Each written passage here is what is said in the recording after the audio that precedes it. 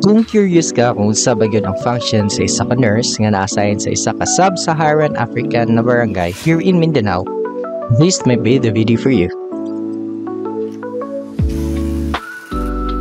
As I prepare for my duty during my weekly schedule, di dyan ako na kalimtan ang mga protective gear like padding, boots,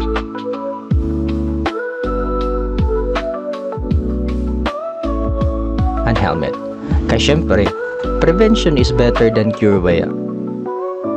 Before ko moadto sa akong assigned barangay, maadto lang sa ako sa RHU kaya ron magkuha sa mga necessary items to render health services. Even though busy kayong RHU tungod sa kadaghan sa patient, priority gihapon namo ang among activity today. It's called Puro Kalusugan. For information lang sa mga taga-Luzon nga hilason, requirements dahil sa isa ka sub-Saharan health worker nga dapat tagsag yung motor. Bawal mag health worker diri kung wala kay motor imo kaugalingon, okay? The moment the rescue vehicle arrived, amon na dayong gihakot ang mga gamit para makasugod na dayon mi og baklay. Mao ni siya ang hanging bridge nga akong giingon. Mao ni ang ilahang way para makatabok sila sa river nga akong ginapakita ganina. Imagine pag naay emergency like for example naay nanganak, need pa nila mo tabok diri. Buntag, nagkakataos pilas? Well, nagbaklay-baklay mi, ang mga babayi ang gaswat sa karton. Kaya syempre, strong independent woman wala na sila. Nya, wala na lang po na mo sila tabangi kay masukuon niya, pero mintira ba na silang sakto? The moment we arrived at the meeting place, thankful kay mi kay daghan jud ang nagahinog panahon na mo participate sa among activity, including the barangay captain himself and the kagawad nga assign ani nga purok.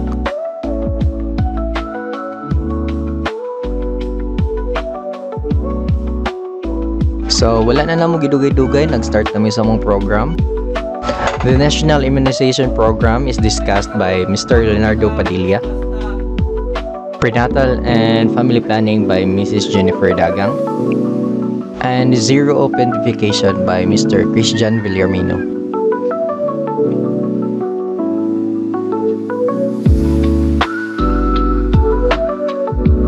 So after the program, we set out para mag-conduct sa among pre-COD. Nag-check mi sa mga CR and dala orientation on what and what not to do para panatilihin nga limpyo ang mga CR. The best part diri sa bukid is di jud na pwede nga wala gina sila mga handa. So although wala na mi nakastorya ani nga manok kay naihaw naman siya, sure jud ko nga Bisaya yun nga manok. So naniudto mi together with our BHW and BNS.